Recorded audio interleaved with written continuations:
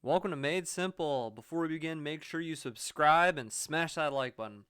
Alright, today we're going to be talking about the SUMIF function, which is super useful if you got like a bunch of congested or just compiled data that's not evenly separated or divided. Basically what the SUMIF function does is it allows you to take a summary from a certain data set upon certain conditions. So you don't have to summarize an entire data set. You can choose what you want to summarize based on a certain condition, in short. That was a little bit confusing, but we're going to go over this and it's going to be super simple by the end of this video. Alright, so let's say we have a store. We have a business. We sell 2 products and we have 4 stores where we sell that product. So we have a data set for product 1 and product 2.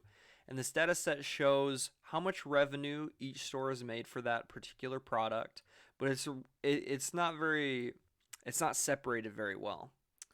So it's in random order.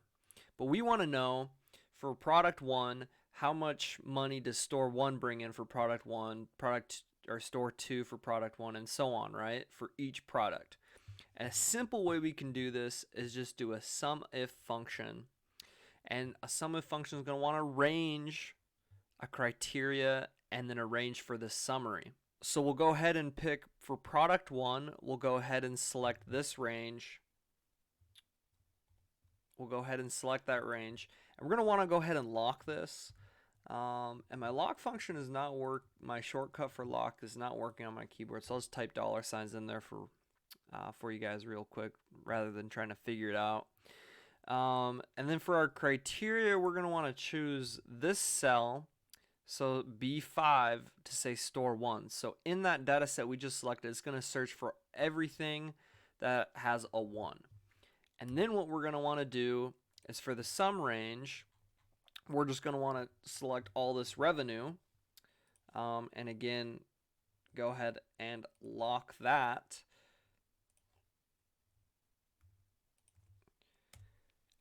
And that's going to bring us $350,000, or sorry, $305,000.